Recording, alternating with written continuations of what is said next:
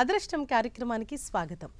గోచార రీత్యా మఖా నక్షత్రం ఫలితాలేంటి, మఖా నక్షత్ర దోషానికి పరిహారాలు ఏంటి, దాని గురించి వివరించేందుకు మరియు జాతక సమస్యలకు పరిహారాలు తెలియచేయడానికి మనతో పాటు ఉన్నారు ప్రముఖ ఆధ్యాత్మికవేత్త జ్యోతిష్యులు నాగరాజ సుద్దపల్లి గారు. మరి గురువు గారిని అడిగి మరిన్ని విషయాలు మనం తెలుసుకుందాం. నమస్తే గురువు గారు.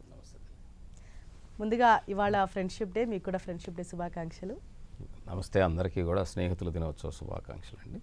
మీకు కూడా థ్యాంక్ యూ అండి. అలాగే ఇవాళ మఖా నక్షత్రం గురించి మాట్లాడుకుంటున్నాము. గోచర రీత్యా మఖా నక్షత్రం యొక్క ఫలితాలు ఏ విధంగా ఉంటాయి, ఇది దేని సూచిస్తుందండి? గురుభ్యో నమః. ఇక్కడ మనకున్నటువంటి 27 నక్షత్రాల్లో 10వ నక్షత్రం మఖా నక్షత్రం. ఇది సింహరాశిలో ఉంటుంది. ఈ మఘా నక్షత్రం లేదా మఖా నక్షత్రం మీ అందరికీ కూడా పల్లెటూరులో ఉన్న వాళ్ళకి బాగా తెలుసు. మొక్కార్తె అంటారు దీన్నే. ఈ నక్షత్రం పేరు మీద వచ్చే కార్తెనే మఖా కార్తె దాని పేరు. యాక్చువల్గా మన వాళ్ళు పలికేటప్పుడు మొక్కార్తె అంటారు. ఎందుకంటే మొక్క పెట్టేటువంటి కార్తె అని అర్థం. అంటే భూమిలో ఒక మొక్కని పెట్టాలి అంటే ఆ సందర్భంలో, అంటే ఆ సీజన్లో పెడతారు దాన్ని. అందుకని దాని పేరు మొక్కార్తె అంటారు, అంటే మొక్క పెట్టే కార్తె అని. మీరు కావాలంటే పల్లెటూరులో మీరు చూస్తే పొగాకు నారు వేసేటప్పుడు కానీ, లేకపోతే మిరప నారు వేసేటప్పుడు కానీ, అది భూమిలో నారును పీకి నాటేటప్పుడు ఆ మొక్క పెట్టే కార్తెని మొక్కార్తె అంటారు. దానికి సంబంధించినటువంటిది ఈ మఖా నక్షత్రం అన్నమాట. ఆ కార్తెలో వస్తుంది. కాబట్టి ఈ మఖా నక్షత్రం అనేది సింహరాశిలో ఉంటుంది. ఇది మఘా నక్షత్రం, అలాగే మఖా నక్షత్రం వ్యవహారికంలో. దీనికి అధిపతి ఎవరంటే కేతు. ఈ అధిపతి అయినటువంటి కేతు ఎవరైతే ఉంటారో ఇది ఆధ్యాత్మిక సంబంధించినటువంటి నక్షత్రం. అలాగే దీనికి యొక్క అధిదేవతలు ఎవరు అంటే పితృదేవతలు. అందుకే చూడండి, పంట వేసేటప్పుడు భూమితో పాటుగా మన పూర్వీకులను ప్రార్థన చేసుకుంటాం. ఎందుకంటే ఇక్కడ మేము వేసే పంట బాగా పండి అందరికీ గొప్పగా ఉండాలని పితృదేవతలను కూడా గుర్తు చేసుకుంటారు. కాబట్టి మన పూర్వీకులు పిచ్చివాళ్ళుగా మనకి నాలెడ్జ్ ఇవ్వలేదండి, మంచి జ్ఞానాన్ని ఇచ్చారు. అది కాలగమనంలో ఏమైపోయిందంటే చాలా ఇబ్బంది పడి చాలా వెనక్కి వెళ్ళిపోతూ ఇదొక పిచ్చి నమ్మకం కింద, మూఢనమ్మకం కింద మారిపోవటానికి కారణం ఎవరంటే మనమే.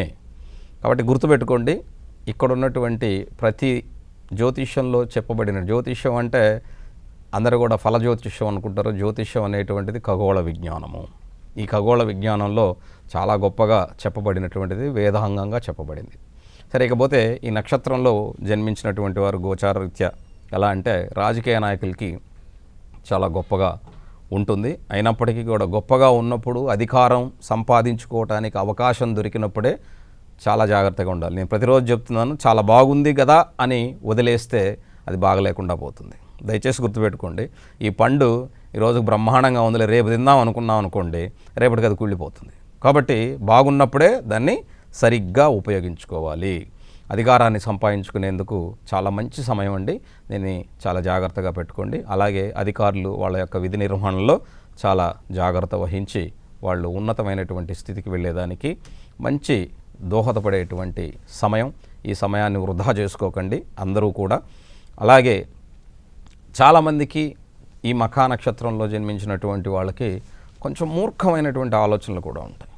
ఎందుకంటే మఖా నక్షత్రానికి కొంచెం మూర్ఖమైనటువంటి, ఇవి పట్టుదల అని చెప్పుకునేటువంటి ఒక మూర్ఖమైనటువంటి ఇది కూడా ఉంటుంది. కాబట్టి అలాంటి మూర్ఖత్వం ఎవరు కూడా పెట్టుకోవద్దండి, వదిలించేసుకోండి. చాలా మంచిది. ఎందుకంటే కాలగమనంలో మనం ఇప్పుడు ఉన్నటువంటి దీని ప్రకారం ఈ ప్రపంచంలో ఉన్నటువంటి జనాభా చాలా స్పీడ్గా ముందుకు వెళ్తున్నారు. కాబట్టి ఈ నక్షత్రంలో పుట్టినటువంటి వాళ్ళకి మంచి నాయకత్వ లక్షణాలు ప్రదర్శించేటువంటి సమయం ఇది. ఆ సమయాన్ని ఉపయోగించుకోండి. మంచిగా అధికారం, అంటే ఉద్యోగంలో ఉన్నటువంటి వాళ్ళు, అధికారులు, వీళ్ళందరూ కూడా వాళ్ళ దాన్ని సరైన విధి నిర్వహణ చేయడం ద్వారా ఉన్నతమైన స్థితికి వెళ్ళేదానికి అవకాశం ఉంటుంది. అలాగే మరో కాలర్ రెడీగా ఉన్నారు. గుంటూరు నుంచి పద్మజ గారు. హలో.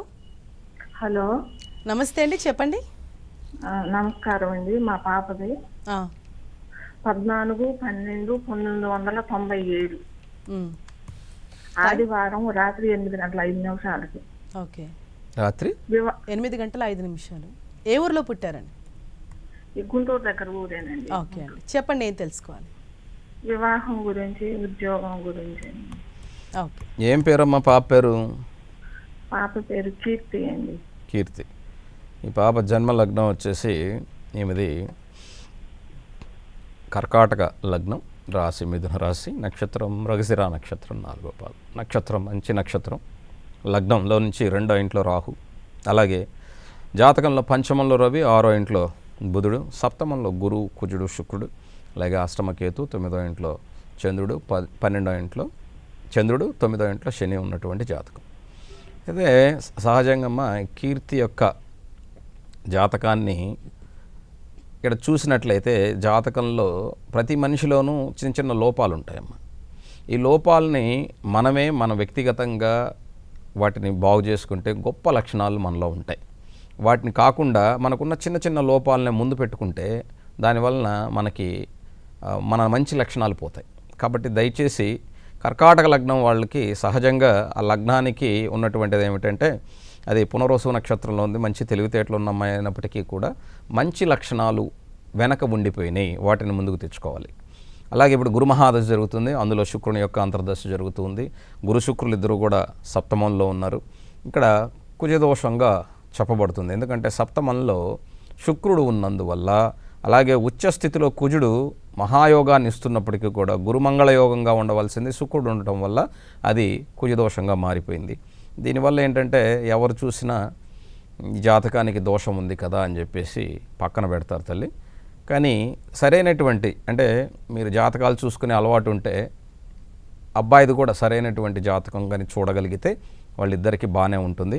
కాబట్టి ఇది కొంచెం ఇప్పుడు జరుగుతున్న దశాంతర దిశల రీత్యా వివాహం ఇప్పటికే ఆలస్యమైంది, నేను కాదని చెప్పను.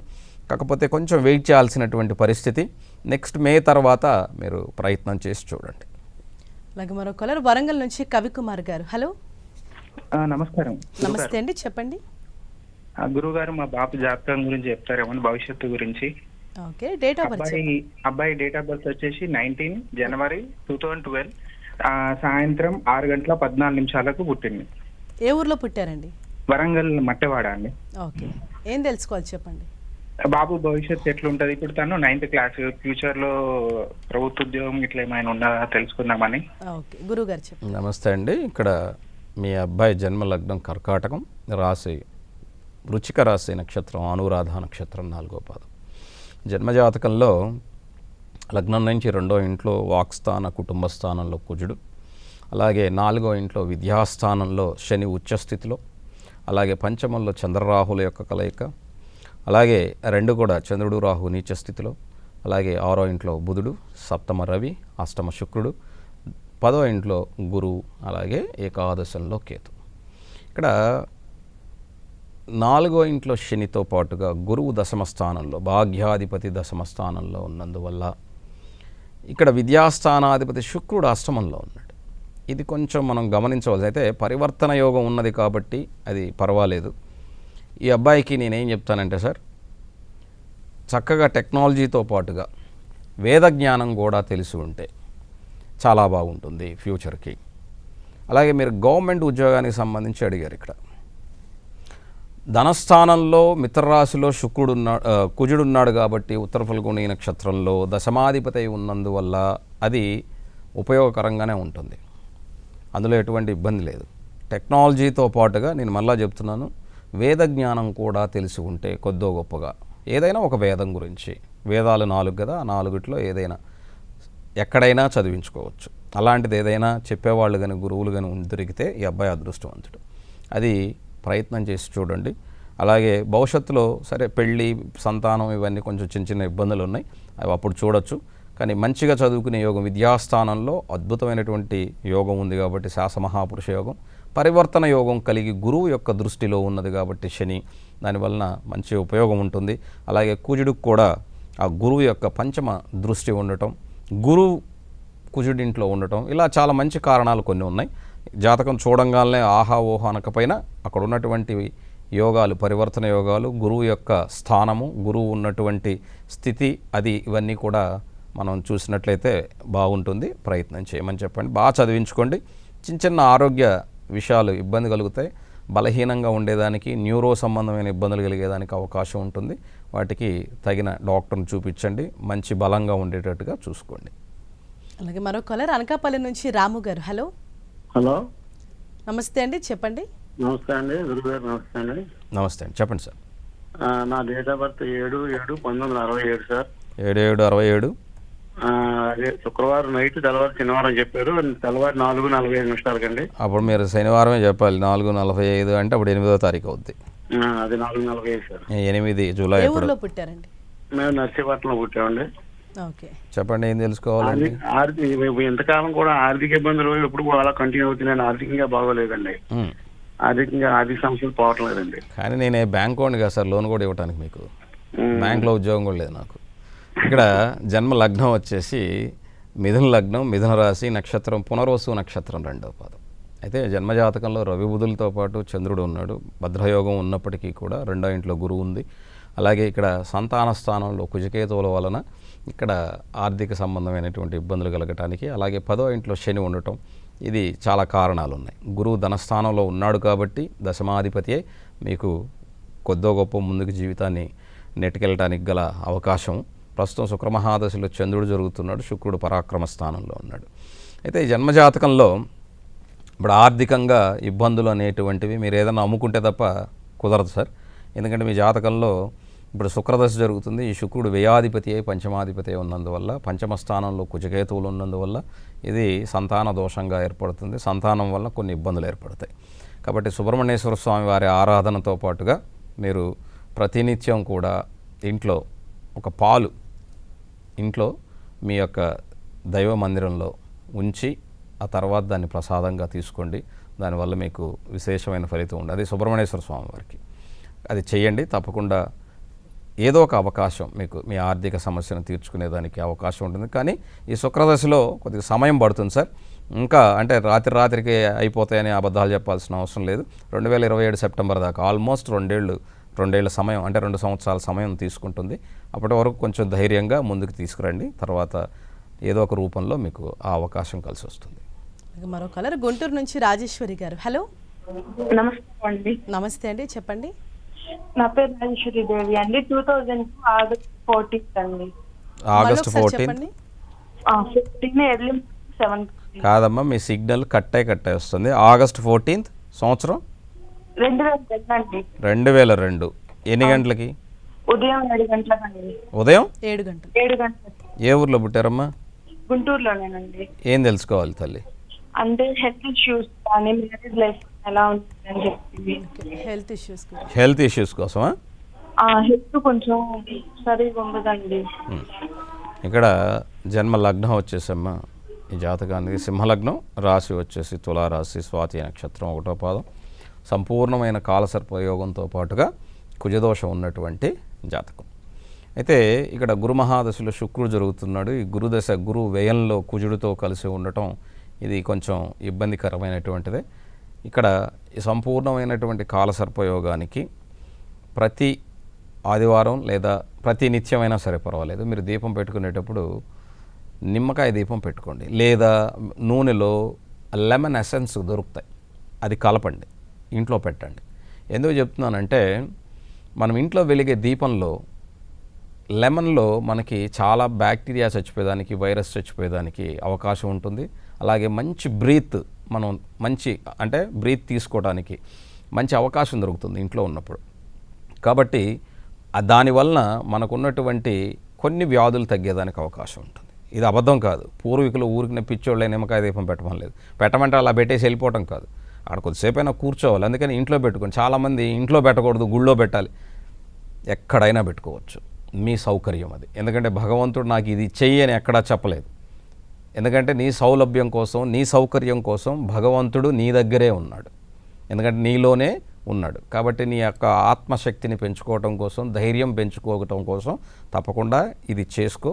దానివలన డాక్టర్ దగ్గర చూపించుకోండి, తగిన మందులు తీసుకోండి. వాటితో పాటుగా ఆధ్యాత్మికంగా మనసు బలంగా ఉంటే, క్యాన్సర్ని కూడా 20 ఏళ్ళు జయించిన వాళ్ళు ఉన్నారమ్మా. మనసు బలంగా ఉండాలి. మనసు బలహీనంగా ఉన్నాడు నెల రోజులు చచ్చిపోయినాడు ఉన్నాడు కదా. అందుకే చెప్తారు, ధైర్యం ఉన్నటువంటి వాడు క్యాన్సర్ ఉన్నవాడు బ్రతుకుతాడు, పిరికోడు అల్సర్ ఉన్నా చచ్చిపోతాడని కదా. కాబట్టి మానసిక ధైర్యం అనేటువంటిది ముఖ్యం. దాన్ని మీరు ఖచ్చితంగా పెట్టుకోవాలి. చిన్న చిన్న వాటికి భయపడకండి. ఎందుకంటే ప్రాణం అనేటువంటిది చాలా ముఖ్యమైనటువంటిది.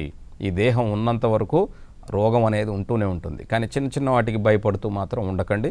ఈ యొక్క పరిహారం చేసుకోండి. అలాగే మంచి డాక్టర్ చూపించుకొని మంచి మెడిసిన్ తీసుకోండి. అలాగే మరో కాలర్ సికింద్రాబాద్ నుంచి నాగరాజ్ గారు. హలో, గురుగారు. హలో, నమస్తే అండి, చెప్పండి. మా బాబు గురించి తెలుసుకోవాలండి. ఓకే, డేట్ ఆఫ్ బర్త్ ఇవ్వండి. 2011 ఫస్ట్ మంత్ 24 జనవరి 2011. ఎన్ని గంటలకండి? నైట్ 2 o'clock అండి. తెల్లవారితే అది సోమవారమేనా? అవునండి. ఏ ఊర్లో పుట్టారు? సికింద్రాబాద్ అండి. చెప్పండి, ఏం తెలుసుకోవాలి? బాబు ఇప్పుడు 9th క్లాస్ అవుతుంది. స్టడీ ఎట్లా ఉంటుంది?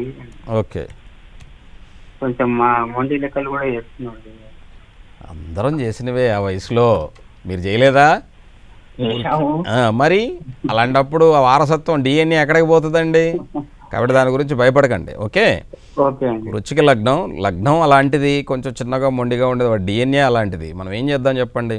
ఇక్కడ లగ్నం వచ్చి వృశ్చిక లగ్నం, రాశి కన్యా రాశి, ఉత్తర ఫల్గుని నక్షత్రం 3వ పాదం.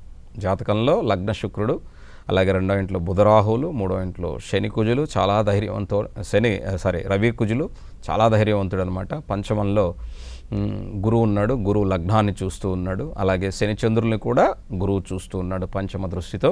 అలాగే ఇక్కడ అష్టమంలో కేతు ఉన్నటువంటి జాతకం.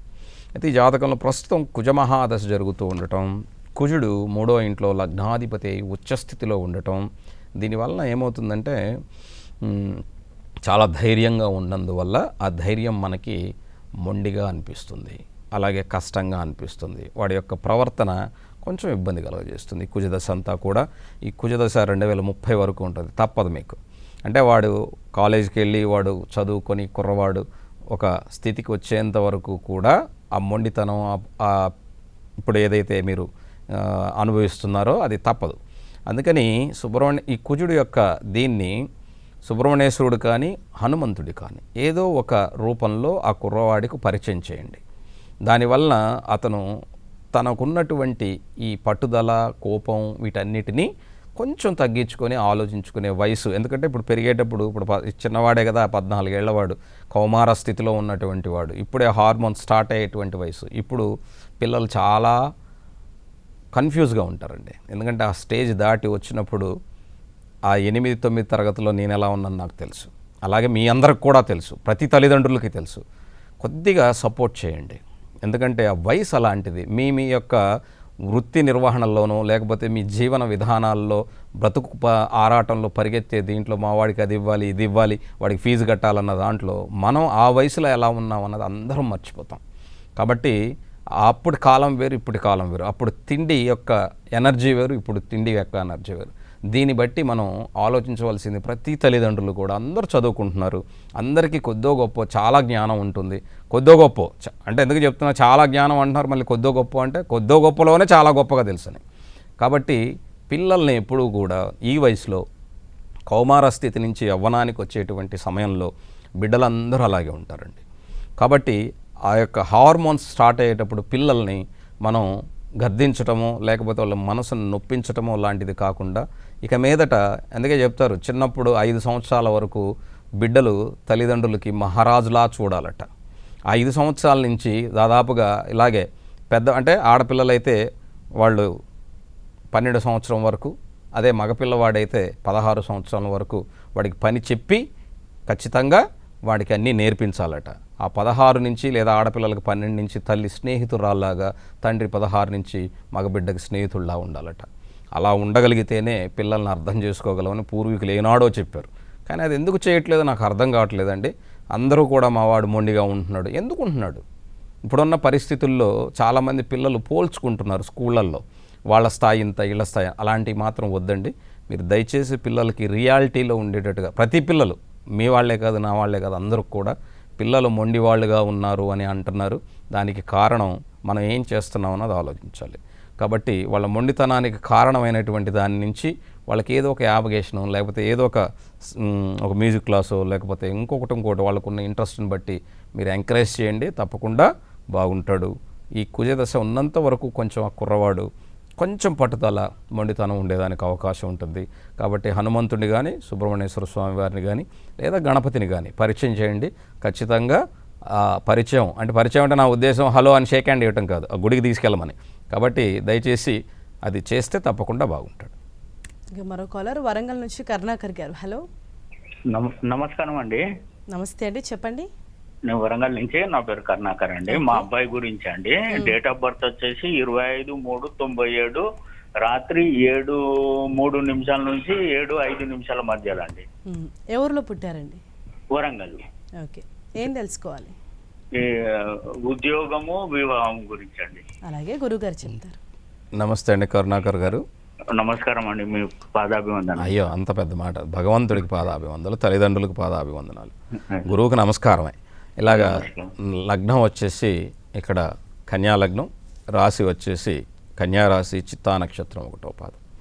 లగ్నంలో చంద్రరాహుల యొక్క కలయిక, అలాగే పంచమంలో గురువు, సప్తమంలో పంచగ్రహ కూటమి ఉన్నది, అలాగే వ్యయంలో కుజుడు ఉన్నారు సార్. ఈ జాతకాన్ని ఎవరికన్నా చూపిస్తే పిల్లనీరు సార్, దయచేసి గుర్తుపెట్టుకోండి, మీకు ఎంత ఆస్తులున్నా. కాబట్టి మీకు తెలిసినటువంటి ఆడపిల్ల లేదా మీకు తెలిసినటువంటి మీ కుటుంబాల్లో దొరికేటువంటి వ్యక్తిగతంగా మీకు తెలిసినటువంటి వాళ్ళు ఆర్థికంగా కొంచెం తగ్గున్నా కూడా పర్వాలేదు, మీరు అలాంటి అమ్మాయిని చూడండి. లేకపోతే ఈ జాతకం నాలాంటి వాడి దగ్గరికి తెచ్చినా ఇది వదిలేరా బాబు, మీ అమ్మాయి గొంతెందుకు కోస్తావు అని అనేస్తారు. కాబట్టి దయచేసి, ఎందుకంటే సప్తమంలో పంచగ్రహ కూటమి ఉండటం, దీన్ని చూడంగానే లగ్నంలో చంద్రరాహులు ఉన్నందువల్ల పిల్లని ఇయ్యద్దురా అని చెప్తారు. కాబట్టి దయచేసి గుర్తుపెట్టుకోండి, మీ కుటుంబాల్లో మీకు తెలిసినటువంటి వాళ్ళు, మీ సొంత వాళ్ళు ఎవరైనా ఉంటే మీరు ముందుకు వెళ్ళండి. ఇకపోతే ఉద్యోగానికి సంబంధించినంత వరకు దశమాధిపతి అయినటువంటి బుధుడు నీచంలో ఉన్నందువల్ల దీనికి ఇంకొక కారణం అనమాట. అంటే ఉద్యోగంలో ముందుకు వెళ్ళేదానికి పాపం చాలా కష్టపడతాడు. అయితే ఇప్పుడు సమయం మంచి సమయం కాబట్టి ప్రయత్నం చేయమని చెప్పండి. తప్పకుండా ఉద్యోగం అనేది, ఉద్యోగంలో ఉంటే ఉద్యోగంలో ముందుకు వెళ్ళేదానికి, లేదా ఉద్యోగం దొరక్కపోతే రేపు అక్టోబర్ 4 తర్వాత ఏదో ఒక రకమైనటువంటిది. అంటే చాలామంది అనుకుంటారు నేను చాలా ఎక్కువ చదువుకున్నాను సార్, నా చదువుకి తగ్గ ఉద్యోగం రాలేదు అని ఆగిపోయిన వాళ్ళు చాలామంది ఉన్నారు. కాబట్టి అలా ఆగిపోకండి. దయచేసి ఏదో ఒకటి దొరికినప్పుడు అందులో నిలబడి ఆకాశాన్ని, ఇప్పుడు ఒక చిన్న ఉదాహరణ చెప్తాను. ఆకాశం అందుకోవటానికి మన వాళ్ళు చాలా ఏళ్ళు పట్టింది కదా. ఆకాశాన్ని ఎవరు అందుకోలేరు, కాకపోతే చంద్రుడి మీదకి వెళ్ళారు, కొంచెం దూరం వెళ్ళారు. ఆకాశాన్ని అయితే ఎవరు అందుకోలేరు కదా, విశ్వాన్ని ఎవరు అందుకోలేరు కదా. కాకపోతే మెట్లుగా ఒక్కొక్క స్థానాన్ని దాటుతూ వెళ్తాం కాబట్టి అది చిన్న ఉద్యోగమైనా ముందుకు వెళ్ళే ప్రయత్నం చేయమని చెప్పండి. అలాగే మరో కాలర్ చిత్తూరు నుంచి హరిచరణ్ గారు. హలో. హలో, మా అబ్బాయి గురించి తెలుసుకుంటాం అనుకుంటాను మేడం గారు. నమస్కారం మేడం గారు. నమస్తే అండి, చెప్పండి అమ్మా. అబ్బాయి గురించి తెలుసుకుంటామని. ఓకే, ఆయన డేట్ ఆఫ్ బర్త్ ఇవ్వండి. 93 నెల,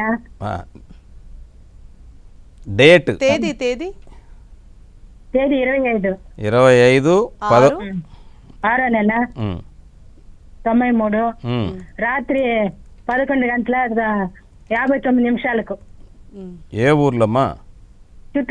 చిత్తూరు. ఏం తెలుసుకోవాలా? అబ్బాయి గురించి, పెళ్లి గురించి తెలుసుకోవాలి గురుగారు. ఓకే అమ్మా. ఇక్కడ జన్మలగ్నం వచ్చేసి మీనలగ్నం, రాశి వచ్చి సింహరాశి, నక్షత్రం పుబ్బా నక్షత్రం 4వ పాదం. సప్తమ స్థానంలో గురువు, సప్తమాధిపతి పంచమంలో ఉన్నాడమ్మా. వివాహానికి సమయం ఉంది తల్లి. అయితే ఇప్పటికే లేట్ అయింది కదా, 31 వచ్చేసినాయి కదా, 31, 32 అని మీరు అనుకోవచ్చు. ఇప్పుడు జరుగుతున్నటువంటి దశాంతర దశల్లో సమయం పడుతుందమ్మా ఇంకా, ఎందుకంటే పిల్ల దొరకటం కష్టమవుతుంది. ఇప్పుడు జరుగుతున్న రాహులో శని వలన కొంచెం ఇబ్బంది జరుగుతూ ఉంటుందన్నమాట.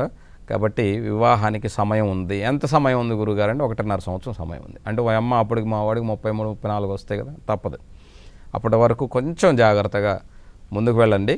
అలాగే సంబంధం రేపు జూన్ అంటే నెక్స్ట్ ఇయర్ ఏప్రిల్, జూన్లో దొరుకుతాయి, కాదని నేను చెప్పను. సరైన సంబంధాన్ని చూసుకోండి.